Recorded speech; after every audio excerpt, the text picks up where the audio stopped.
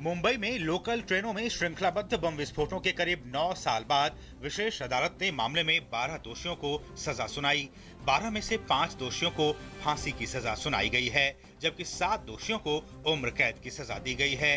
बम विस्फोट में 188 लोग मारे गए थे और 829 लोग घायल हो गए थे। प्रधानमंत्री नरेंद्र मोदी आज वीडियो कॉन्फ्रेंसिंग के जरिए विभिन्न राज्यों के मुख्य सचिवों के साथ बैठक करेंगे। इस बैठक में प्रधानमंत्री नरेंद्र मोदी अहम परियोजनाओं की प्रगति की समीक्षा करेंगे।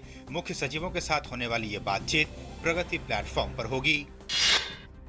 विदेश मंत्री सुषमा स्वराज ने न्यूयॉर्क में भारत, अमेरिका और जापान के बीच हुई पहली विदेश मंत्री स्तरीय वार्ता में हिस्सा लिया।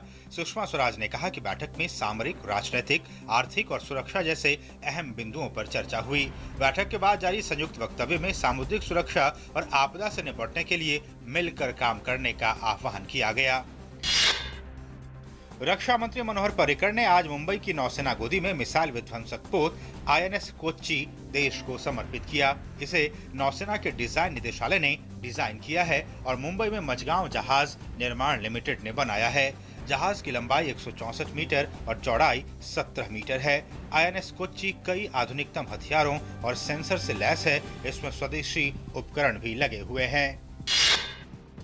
विदेश मंत्रालय के प्रवक्ता विकास स्वरूप ने कहा है कि ब्रिक्स देशों के बीच समन्वय बढ़ाने को लेकर ब्रिक्स देशों ने अपनी प्रतिबद्धता को दोहराया है। उन्होंने ये भी कहा कि 2020 के बाद के लिए जलवायु परिवर्तन पर व्यापक सहमति बनाने को लेकर ब्रिक्स देशों ने आह्वान किया है।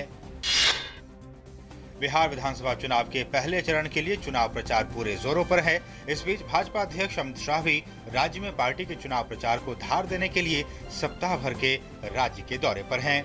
बेगूसराय में पार्टी कार्यकर्ताओं को संबोधित करते हुए अमित शाह ने दावा किया कि राज्य विधानसभा चुनाव में बीजेपी को 2/3 बहुमत मिलेगा। उन्होंने कहा कि इसके लिए जरूरी है कि कार्यकर्ता आपसी मतभेद भुलाकर एकजुट होकर काम करें। निवेश में भारत ने मारी बाजी। FDI आकर्षित करने के लिहाज से चीन और अमेरिका को पछाड़ा। भारत में FDI 2015 की पहली छमाही में 31 अरब डॉलर रहा। वहीं चीन को 28 अरब डॉलर और अमेरिका को 27 अरब डॉलर FDI मिला। एक रिपोर्ट के मुताबिक प्रधानमंत्री के कुशल नेतृत्व की वजह से व्यापारिक समुदाय की सोच में सकारात्मक बदलाव आया। आज ब्लैक मनी का खुलासा करने वाले लोगों के लिए आखिरी दिन है। आज के बाद इनकम टैक्स विभाग उन ब्लैक मनी होल्डर्स पर शिकंजा कसेगा जो 30 तारीख तक यानी आज तक अपने गैर कानूनी फंड का खुलासा नहीं करेंगे। One time 90 day compliance window की अवधि 30 सितंबर को यानी आज खत्म होने जा रही है। इसके बाद इनकम टैक्स विभाग ऐसे लोगों के खिलाफ सभी तरह के कानूनी उपायों का सहारा लेगा। वर्ल्ड इकोनॉमिक फोरम की ताजा ग्लोबल प्रतिस्पर्धा रिपोर्ट में ग्लोबल सूचकांक में भारत 16 पायदान बड़ी छलांग लगाते हुए 55वें स्थान पर पहुंच गया है। रिपोर्ट के मुताबिक भारत का छलांग लगाना देश के हालिया आर्थिक सुधार, देश के संस्थानों और व्यापक आर्थिक माहौल की प्रतिस्पर्धात्मकता में सुधार और इंफ्रास्ट्रक्चर में बेहतरी को दिखाता है। सुप्रीम कोर्ट द्वारा नियुक्त पूर्व शीर्ष पुलिस अधिकारी ML शर्मा के नेतृत्व वाली जांच टीम ने अदालत में उस मूल विजिटर डायरी की प्रति के लिए गुहार लगाई है जिसमें CBI के तत्कालीन निदेशक रंजीत सिन्हा के सरकारी आवास पर जाने वाले लोगों के नाम दर्ज हैं। मामले की अगली सुनवाई 5 अक्टूबर को होगी। पाकिस्तान के कब्जे वाले कश्मीर में प्रदर्शनकारियों ने पाकिस्तान के खिलाफ भारी विरोध प्रदर्शन किया। मूलभूत सुविधाओं को लेकर प्रदर्शनकारियों ने भारत के पक्ष में नारे भी लगाए। इस पर प्रतिक्रिया देते हुए प्रधानमंत्री कार्यालय में राज्य मंत्री जितेंद्र सिंह ने कहा कि POK की जनता मूलभूत सुविधाओं से लंबे समय से वंचित है।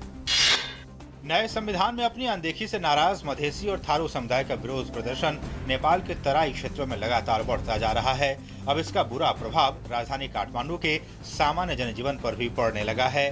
भारतीय सीमा से लगे तराई क्षेत्रों में जारी विरोध प्रदर्शन से पिछले कुछ दिनों से काठमांडू में ईंधन आपूर्ति बाधित हुई है। अमेरिका ने कहा है कि वो इस्लामिक स्टेट से जुड़ी संस्थाओं और व्यक्तियों पर नए प्रतिबंध लगा रहा है ताकि IS के वित्तीय स्रोतों को खत्म किया जा सके। अमेरिका ने 4 ब्रिटिश और 3 फ्रांसीसी नागरिकों समेत कुछ लोगों और समूहों को विदेशी चरमपंथी लड़ाकों की श्रेणी में शामिल किया है। राष्ट्रपति ओबामा ने कहा कि IS को सीरिया में हराना तभी संभव हो पाएगा अगर राष्ट्रपति बशर अल असद सत्ता छोड़ दें। अफगानिस्तान के कुंदूज शहर में सुरक्षा बलों और तालिबान के बीच संघर्ष जारी है। गौरतलब है कि कुंदूज पर सोमवार को तालिबान ने कब्जा कर लिया था। सुरक्षा बल वापस इस पर नियंत्रण करने की कोशिशें कर रहे हैं। जवाबी हमले में मदद करने के लिए काबुल और नजदीकी प्रांतों से सैन्य बल कुंदूज पहुंच रहे हैं। इस बीच अफगानिस्तान के राष्ट्रपति अशरफ गनी ने दावा किया है कि कुछ सरकारी इमारतों को तालिबान के कब्जे से छुड़ा लिया गया है। एमसी मैरीकॉम ने कहा है कि वो रियो ओलंपिक में भाग लेने के बाद संन्यास ले लेंगी, लेकिन फिलहाल उनका लक्ष्य रियो ओलंपिक के लिए क्वालिफाई करना है। मैरीकॉम 5 बार विश्व चैंपियन रह चुकी हैं। उन्होंने लंदन ओलंपिक में कांस्य पदक जीता है और पिछले साल ही इंचियोन एशियाई खेलों में स्वर्ण पदक जीता था। वे अब तक 10 राष्ट्रीय खिताब अपने नाम कर चुकी हैं।